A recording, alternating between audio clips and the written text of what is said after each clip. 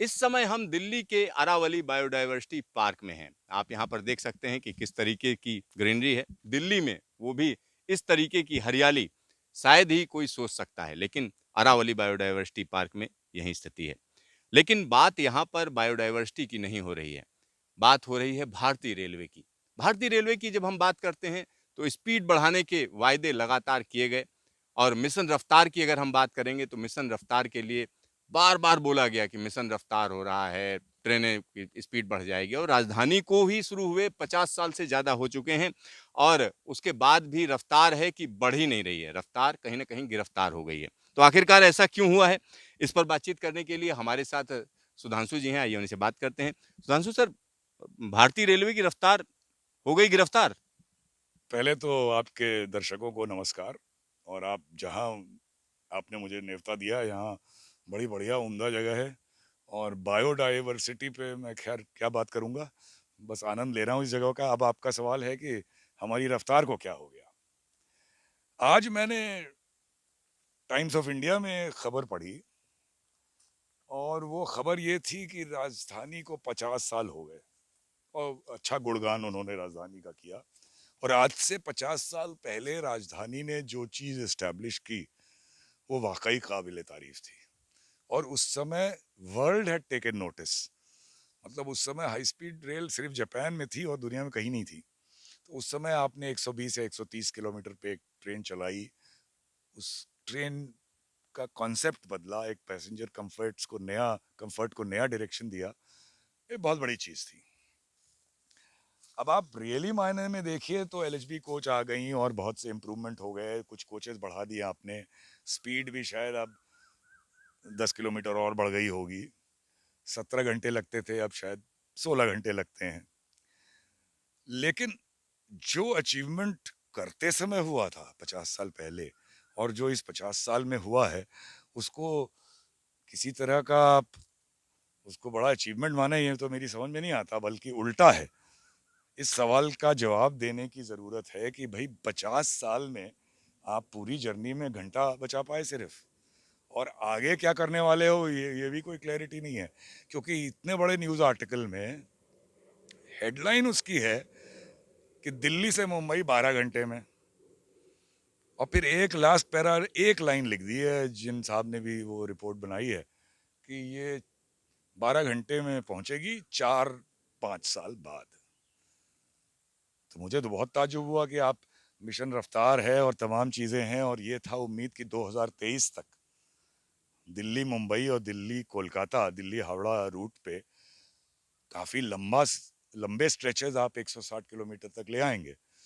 इस खबर को अगर ऑफिशियली ये सही रिपोर्ट किया उसने, तो मैं तो ये मानूंगा कि अब आपने 2023 को 2027 कर दिया, और 2027 तक भी आप करेंगे कि नहीं पता नहीं। तो ये खबर तो बहुत बुरी लगी मुझे। हालांकि वो राजधानी का रोमांस उसमें ज़्यादा दिखा, और असली खबर जो ये थी वो इस तरह से सामने आई। सर, एक और चीज़ है, अगर हम गतिमान एक्सप्रेस की बात करें, तो गतिमान एक्सप्रेस जब आई तो कहा गया कि इससे तेज़ कोई ट्रेन नहीं है, देश की सबसे तेज़ ट्रेन है।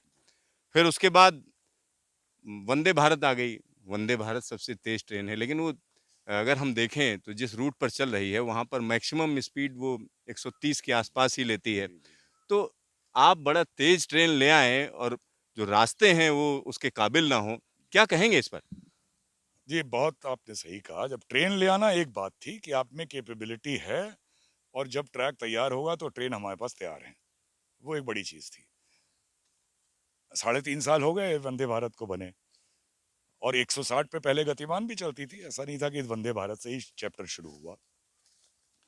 Indigenous semi high speed train के नाम पे वंदे भारत आपके पास आ गई, रेडी है। तो उम्मीद की जाएगी कि 2 साल 3 साल के अंदर मैचिंग ट्रैक्स भी आप अवेलेबल करा देंगे, वॉर फुटिंग पे काम करेंगे। ये मैं मानता हूँ कि ट्रैक इंप्रूव करने में ज़्यादा खर्च होगा, इंफ्रा में ज़्यादा खर्च होता है, बड़ा काम है।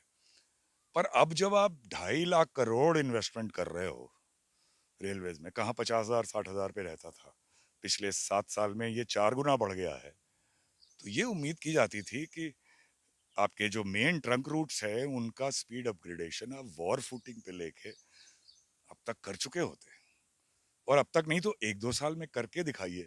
अब ऑलरेडी ये न्यूज़ आ रही है कि अभी 4 साल लगेगा, 5 साल लगेगा, ये मेरी समझ के बाहर है। सर कहाँ पर दिक्कत दिख रही है सर? कि मैं लगातार सुनता रहता हूँ कि दिल्ली से हावड़ा वाला जो रूट है, उसको 160 के लिए काम किया जा रहा है। दिल्ली से मुंबई के लिए 160 के लिए काम, ये काम हो कहाँ रहा है? नहीं, काम तो जो मैंने सुना है कि दिल्ली, मुंबई, दुन्नी, कलकत्ता दोनों रूट्स पे चल रहा है। और जैसा मैंने बताया, इन्वेस्टमेंट या रुपयों की कमी नहीं है। आपका तो इन्वेस्टमेंट इस बजट में 2.45 लाख करोड़ है, तो रुपयों पैसों की कोई दिक्कत नहीं है। तो इसका मतलब विल में कमी है, इम्प्लीमेंटेशन एग्जीक्यूशन में कमी है, कॉन्ट्रैक्चुअल प्रॉब्लम है, यही सब रीजन होंगे, और तो कोई रीजन मुझे दिखता नहीं। टेक्निकली क्या करना है ये भी बहुत क्लियर है, कोई ऐसी रॉकेट साइंस भी नहीं है। तो क्यों इतना कोई लैंड एक्विजिशन का प्रॉब्लम नहीं है, क्योंकि आप तो एग्जिस्टिंग ट्रैक में ही जो आपका लैंड है उस पर फेंस करोगे। तो मेरी समझ के बाहर है कि क्यों इस पे पूरा जोर सरकार नहीं दिखाती है, जैसे कुछ चीज़ों पे दिखा रही है। कवच में, वंदे भारत में दिखा के काम को आगे बढ़ाने का पूरा जिम्मा इन मंत्री ने लिया। तो इस पे उतना जोर क्यों नहीं है, ये जैसा मैंने कहा मेरी समझ के बाहर है। सुधांशु जी, आपका ढेर सारा धन्यवाद अपनी बात रखने के लिए। शुक्रिया, नमस्कार। तो यहाँ पर आप समझिए, जब मिशन रफ्तार की बात होती है, तमाम लोगों को लगता है कि हमारी जो ट्रेन है वो कहीं ना कहीं तेज रफ्तार चलनी चाहिए। और ख़ास तौर पर जब हम यूरोप में जाते हैं या जापान में जाते हैं या चाइना में जाते हैं, तो कंपैरिजन कहीं ना कहीं दिल में लगता है कि अरे अपनी भारतीय रेलवे क्यों नहीं तेज चल रही है, किस वजह से तेज नहीं है। तो इन सब पर सोचना होगा और एक पूरे प्लान के साथ आगे बढ़ना होगा। कैमरामैन हीरा मंडल के साथ सिद्धार्थ, दिल्ली न्यूज स्टेशन।